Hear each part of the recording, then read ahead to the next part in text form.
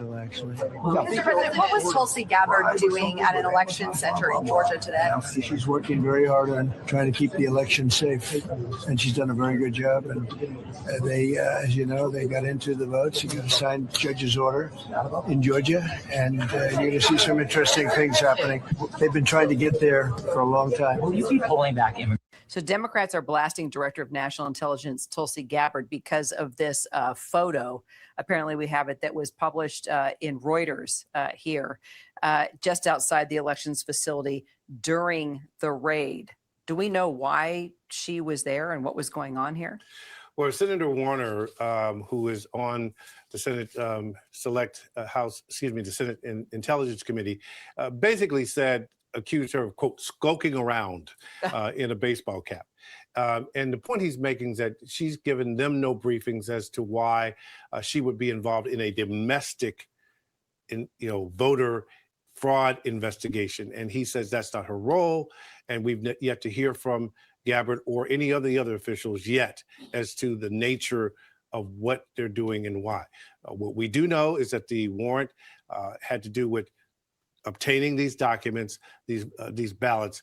But the key is going to be something called the affidavit for the search warrant, where we will find out what was the evidence that was presented to a judge who had to prove the warrant. What was that evidence that says, yes, it's okay to go in and take the ballots? What's up, everybody? Welcome to the channel. And today we're going to be talking about more about what happened in Georgia with the election files and ballots that were taken by the FBI. And the Democrats and the media is freaking out because Tulsi Gabbard was there. What does this have to do with her? What does this have to do with national security?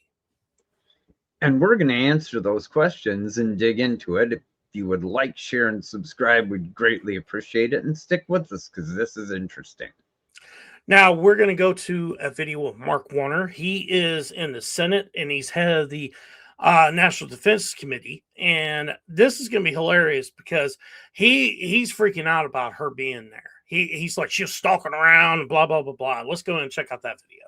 This is Director of National Intelligence that is affirmatively moved to cut back the Foreign Malign Influence Center on elections. What the heck is she doing on the FBI serving a domestic warrant? If this doesn't concern the heck out of every American, it sure as hell should. This is a person who has got no business interfering in elections. And I'm trying to figure out how she's interfering in elections. This is an election that already happened. She was there for them collecting the evidence they need to look at the 2020 election in Georgia, in Fulton County directly. So what does this have to do with the 2026 election? And nobody in the media ever asked that question to actually get some, clarity of what exactly they're talking about. Yeah, and when you think about it, Ratcliffe, the DNI during Trump's first term in 2020, came out and said there was foreign interference in our election. So there's your answer to why Tulsi is there. frankly follow up on President Trump's obsession about the fact that he lost in 2020, that he lost the state of Georgia. So would like to see the underlying basis for the warrant in the first place. But to see her, skulking around in a baseball cap, the picture that was posted. Not only are they freaked out about her being there, they're freaked out that they were able to actually get a warrant. Everything that they try to do for the last 4 years to actually put judges in certain places in order to stifle Trump, to keep him from getting done what he wanted to get done, they're actually quite surprised and quite upset that he was able to get this. And the way Mark Warner is reacting to it in his eyes, you can see the fear. Like, you're going to find out exactly what we did in 2020, and some people are going to prison. Yeah, the fear in his eyes, the freaking out that they're doing is because they're going to be on Front Street now. Understand, that wasn't some, come, subpoena, come and testify. That was a criminal warrant, which means they had to show the judge evidence of crimes to get it. So that should tell everyone where this is headed. It's, you never thought you could make this stuff up. So, I loved seeing the picture of Tulsi there, incognito with the hat on and not trying to draw any attention. And somehow they got a picture of her. And it just tells me, as I said before, there are foreign connections to our 2020 election. And she, as the, top intel agent, is there and making sure the evidence is collected and transferred. Like, she's got eyes on. I think that's a highly admirable quality. She didn't have to do that. She didn't have to go out of her way. But you can be assured of one thing. There was a good reason she was there. She didn't just go there for funsies. Now, here's what I find interesting. This happened within a couple weeks after we get Maduro. That's interesting because of the information that's come out from like people like Patrick Burns and others about how looks like Venezuela with the machines was involved with stealing the election of 2020.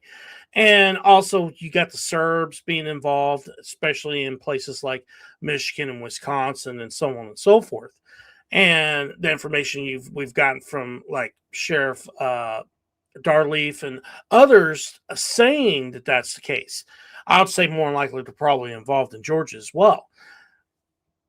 I think that's the reason she was there, to look at some of the stuff that they might actually have, where she could look into it as they're packing it up to see if there's anything that leads her to that conclusion.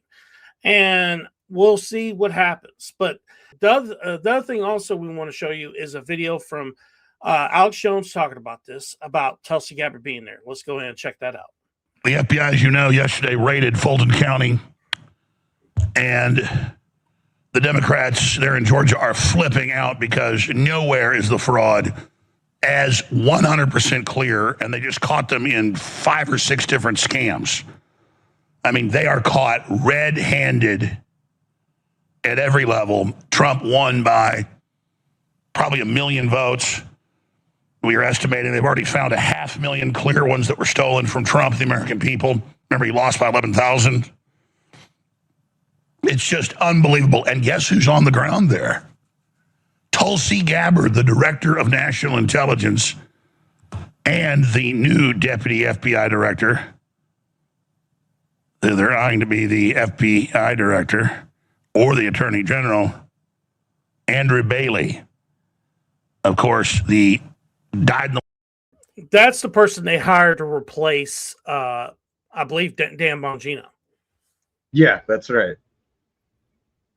Patriot from Missouri. So I told you, it's not just Ed Martin, folks, that's got these task forces. And he's been getting blocked by Blanche. But there are these other ones, and just... Yeah, guys, Blanche is a serious issue with blocking some of these raids that they want to do and some of these cases they're looking into. I don't trust this guy, and I think it's time for Trump to actually let him go. But, that's just my opinion. Yeah, I noticed that in the whole raid in Georgia, that, Secretary of State Raffensperger, no one was given a heads up. Like, this didn't leak. This caught them totally by surprise, which, look at it, if they had been loose with the information, you might have had a fire in that building where the ballots were. Well, the thing is, the rumor is the reason Tulsi Gabbard was there, she was actually the one that was leading the raid, as well as the second in command of the FBI. I believe that. General Flynn said 6 months ago and again a month ago on the show, we need Tulsi Gabbard, the Office of National Intelligence, to lead this. This is a real national security issue. She can cut through all the red tape. She has oversight over the 16 other intelligence agencies. And so I've watched the body language of the Democrats, the statements they've made nationally and in Fulton County. That's why the Democrats are so scared, because of the knowledge she has through those other intelligence agencies. Not only that, intelligence agencies they work with as well, they're from other countries. And the information they're getting from these people, I guarantee you she has firsthand information about the Right. Serbians, the Venezuelans, and the Chinese being involved in our election in 2020 and stealing it from Trump. Yeah, I think that's exactly right. And I think that's why they're so panicked, because they know this is going to bust them. Look like they've seen a ghost. Because this is red-handed, folks. Red-handed. They already got 500,000 votes stolen. They turned off the computers that scan and verify signatures off of your signature so that they can just have all the fake signatures go through. You can look at the signatures. They're not even anywhere close. You've then got them caught on video running the same piles of ballots with only Joe Biden on them in through the machines over and over again. And to try to cover that up, they had rigged courts, let no evidence in, default Giuliani and others, and charge others like Trump. Mail in ballots without creases, so on and so forth. Yeah, perfectly, colored in circles where a human couldn't have done it. They were printed that way. And say you're not allowed to ask those questions, but once you actually get to the material, Fulton County came out a month ago and said, no, we have no way to describe it. We have no excuses. Trump won. But Trump could never get it in front of a court because all the federal courts would not see it and would not look at it. And they would just say, no, there's no evidence. Like Mike Lindell, 2 months ago, was found in default by a federal judge in Smartmatic's lawsuit against him. And the judge said, I'm not looking at evidence. You cannot hack machines, period, when they're all designed to be wireless. Even though Joe Rossi in Fulton County, when they were looking into those machines, he could do it in less than a minute and hack into one of those machines. Yeah, it's so incredible. And to make the statement that none of them can be hacked, it's so patently false, it's absurd. And so I say you're a liar, you're guilty. We're going to have a trial on damages. Even though you can hack any of these machines in 5 seconds, they're wireless. They're plugged into the damn internet. But it's incredible. But the chickens are coming home to roost. They stole it bigger than Dallas in Arizona, Pennsylvania, Michigan, Georgia, and a bunch of other states. And so we're finally seeing some real movement from Trump and all sorts of low-level and mid-level indictments. There are hundreds of indictments a day of low-level, mid-level, and a lot of these key people are the managers and aides of larger, high-level people. So I know Trump, from my sources, calls in the DOJ at least once a week and screams at them. So nobody wants this more than him. And believe me, after a year of the bullshit out of the Justice Department slow walking this, Trump's done. He's done. This is the ultimate nightmare for the Democrats. Not only are they busted rigging the 2020 election, but they're also busted putting a bunch of Republicans in legal jeopardy of life and limb, however the law defines it. They have drained the purse of, dozens and dozens of people, made them broke defending themselves as an alternate elector, or, like in Trump's example, they didn't make him broke, but they took, an untold amount of money from him. They weaponized the legal system to make sure that this day would never come, and this day is here. That's not the only thing they're busted on, though, if you think about it. They're busted on doing the exact same thing that they accused Trump of doing, collusion. Right. They colluded with the Chinese, the Venezuelans, and the Serbs to actually steal that election. And in my opinion, there's a lot of people that are going to be in some deep crap if all of it comes out to be that's what exactly happened. right now we're just waiting to see what happens here, because there's a lot of minutia that's going to come out when it comes to this investigation, and it's going to take some time. I guarantee it's going to take plenty of time, because they're going to have to look at every single ballot, determine what's going on with it, and whether or not it's real, and it fits with their election rolls. Yeah, I agree with you. This definitely could take a year or two without even breaking a sweat. I mean, it's just how long these investigations take. And I agree with you about the collusion.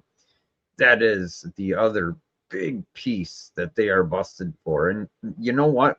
Rightly so. This is what you call a soft coup. Okay. And they got busted for it now, or they're going to be busted for it. And I couldn't be happier. Now, the other question is how much information have they gotten from Maduro since they've had him?